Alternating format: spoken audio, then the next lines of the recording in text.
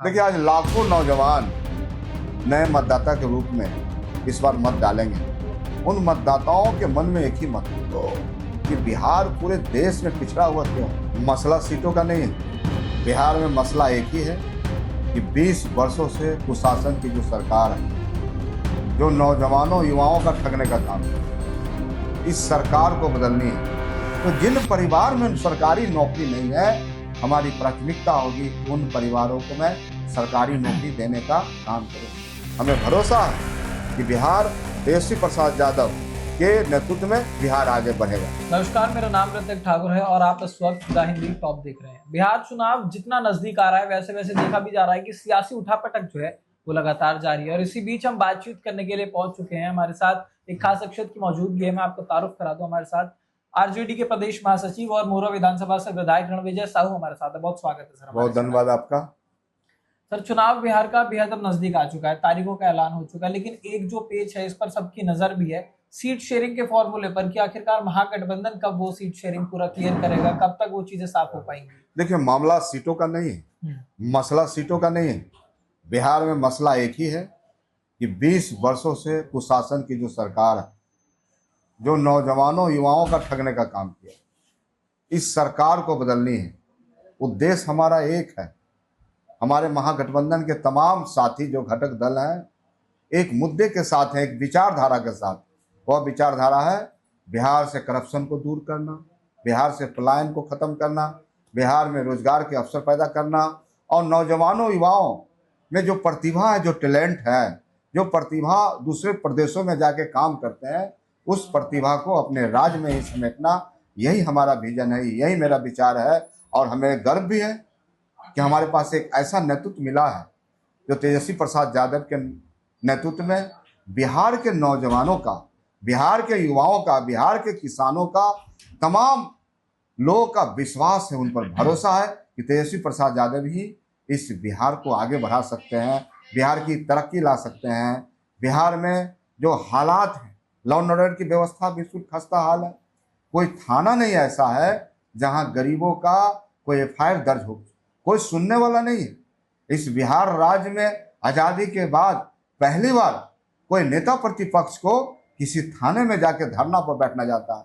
यानी लोकतंत्र खत्म हो चुका है, संविधान खतरे में है। इसलिए बापू ने कहा था, जेपी ने कहा था कि जो संविधान में ताकते हैं, जनमानस में जो ताकते हैं, उनको जागृत करके एक आंदोलन, इनकलाब खड़ा करके बिहार में परिवर्तन करना है। आपको याद होगा, हम देखना चाहते हैं जो जेपी मूवमेंट हुआ इस बिहार में जो आरक्षण की लड़ाई लड़ी गई, बिहार में जो धर्मनिरपेक्ष की ताकतों ने जो बिहार में फन उठाने का प्रयास किया, माननीय लालू प्रसाद यादव जी ने समस्तीपुर की धरती पर लाल कृष्ण आडवाणी को गिरफ्तार करके जेल भेजने का काम किया। तो बिहार एक ऐसा स्टेट है बिल्कुल, जो क्रांतिकारियों का जैसा भूमि कि है। आप बता भी रहे हैं कि बदलाव करने की इस बार बहुत ज्यादा जरूरत है। तो अगर महागठबंधन की सरकार इस बार बिहार में आते हैं तो पहले 3 काम वो क्या होंगे जो बिहार को बदलने के लिए सक्रिय रूप से किया जाएगा महागठबंधन की तरफ से? देखिए, निश्चित तौर पे ये सवाल एक अहम है, बिहार के लिए एक मुद्दा है। इसके लिए एक आंदोलन हो चुका है, एक क्रांति हो चुकी है। पहला मुद्दा है मेरा रोजगार का। हम रोजगार के अवसर प्राप्त करना चाहते हैं। नौजवान जो दूसरे प्रदेशों में जाते हैं, चाहे हरियाणा हो, सूरत हो, दिल्ली हो, तमिलनाडु हो, हैदराबाद हो, वह युवाओं का प्रतिभा इस राज्य में रहे और यह राज्य विकास करे। हमारा दूसरा प्रयास होगा, माननीय तेजस्वी प्रसाद यादव जी ने कहा, जो आज कई ऐसे परिवार हैं जो सरकारी नौकरी से वंचित। तेजस्वी प्रसाद यादव ने ऐलान किया कि महागठबंधन की सरकार बनेगी, तो जिन परिवार में सरकारी नौकरी नहीं है, हमारी प्राथमिकता होगी कि उन परिवारों को मैं सरकारी नौकरी देने का काम करूं। उन्होंने यह भी ऐलान किया, बिहार के हालात बिल्कुल खराब है, ग्रामीण क्षेत्रों में हमारे बच्चे कुपोषण के शिकार हो रहे हैं।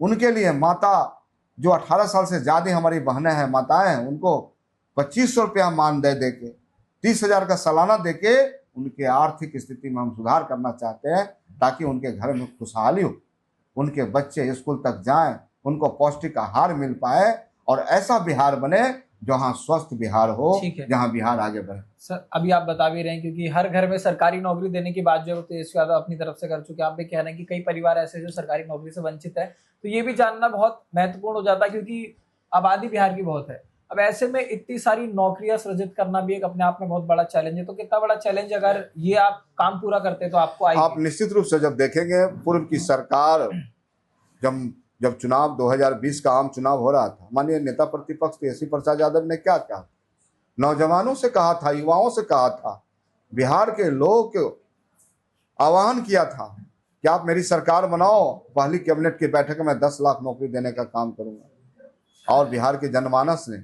जब उन्हें मौका दिया तो 5 लाख से ज्यादा नौकरी, जहां गांधी मैदान साहब रैलियों के लिए जाना जाता था, वह गांधी मैदान आज नौकरियों के लिए जाना जाता है।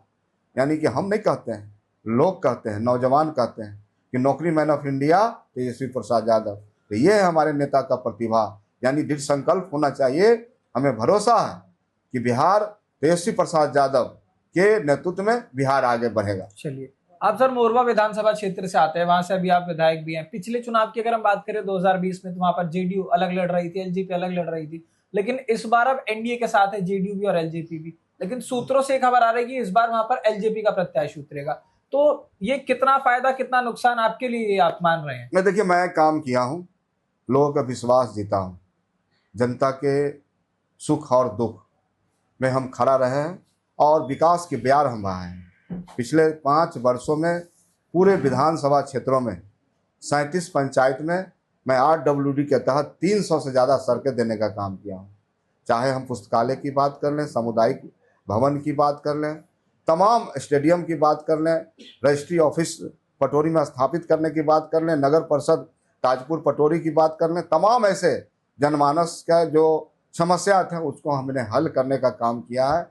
और हमारा एक सपना है, हमारी सरकार बनेगी तो नून नदी के किनारे जो बांध बनाया गया, जहां जननायक साहब ने गुनाही बस्ती तक उस बांध को बांधने का काम किया था, मैं उस बांध को कोठिया तक ले जाऊंगा और पटना में मेरीन ड्राइव के तर्ज पर उसको डेवलप करके वहां के आम जनता को समर्पित करूंगा। ठीक है, अल्पसंख्यकों की अगर यहाँ पर बात करें तो लगभग आंकड़ों पे जब नजर डालते हैं तो 17 से 19% वोटर्स अल्पसंख्यक यहाँ पर, जो निर्णायक वोटर्स भी माने जाते हैं।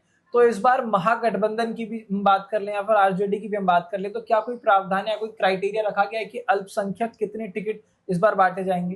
देखिए, सवाल है राष्ट्रीय जनता दल जी, A to Z की पार्टी है। अगर A to Z की पार्टी नहीं होती तो रणविजय साहू संगठन के दूसरे चेयर पर नहीं बैठा होता। यदि पिछड़ा समाज का बेटा को पार्टी ने बनाया तो निश्चित तौर पे हम सभी समाज की बात करते हैं। और अल्पसंख्यक समाज के लिए माननीय राष्ट्रीय अध्यक्ष लालू प्रसाद यादव ने, बिहार ने देश स्तर पर जितनी काम की किसी नेता ने करने का काम नहीं किया। इसलिए हमें भरोसा है कि चाहे सीट बंटवारा का मामला हो, अल्पसंख्यक बाय हो, और तमाम दलित हो, महादलित हो, पिछड़ा हो, अगड़ा हो, तमाम लोगों का एक ही लक्ष्य है कि बिहार में नेता प्रतिपक्ष बिहार के मुख्यमंत्री बने, बिहार की तरक्की हो, बिहार की खुशहाली हो। ठीक है, एक लास्ट मैसेज अगर आपको देना हो बिहार के वोटर्स को, क्योंकि अब 6 तारीख को वोटिंग है, 11 तारीख को वोटिंग है, तो इस बार बिहार की जनता किन बातों को ध्यान में रख के अपने मताधिकार का इस्तेमाल करे ताकि इस बार उनके हित में जरूर बिहार में देखिए, आज लाखों नौजवान नए मतदाता के रूप में इस बार मत डालेंगे। उन मतदाताओं के मन में एक ही मत है कि बिहार पूरे देश में पिछड़ा हुआ क्यों है, अगर इसका जिम्मेदार कौन है। पिछले 11 वर्षों से एनडीए की सरकार, केंद्र सरकार में मोदी जी अच्छे दिन के नाम पर इस देश में आए थे। बिहार में 20 वर्षों से नीतीश कुमार जी सरकार है, लेकिन बिहार पिछड़ापन क्यों है? कहाँ गए हमारे वो अच्छे दिन? कहाँ गए हमारा विशेष राज्य का दर्जा, विशेष पैकेज, कल कारखाने? इन मुद्दों पर बिहार की लड़ाई है और हमें भरोसा है कि बिहार में जो टैलेंट है, प्रतिभा है युवाओं के बीच, निश्चित रूप से बिहार के विकास के लिए वोट डालेंगे। और तेजस्वी प्रसाद यादव का जो नारा है, तेजस्वी प्रसाद यादव का जो मुद्दा है, उन मुद्दों के साथ बिहार आगे बढ़ेगा। तो ये थे हमारे साथ रणविजय साहू, जिन्होंने तमाम सवालों का जवाब दिया। और बिहार इलेक्शन से जुड़े तमाम अपडेट्स के लिए आप बने रहिए द हिंदी टॉक।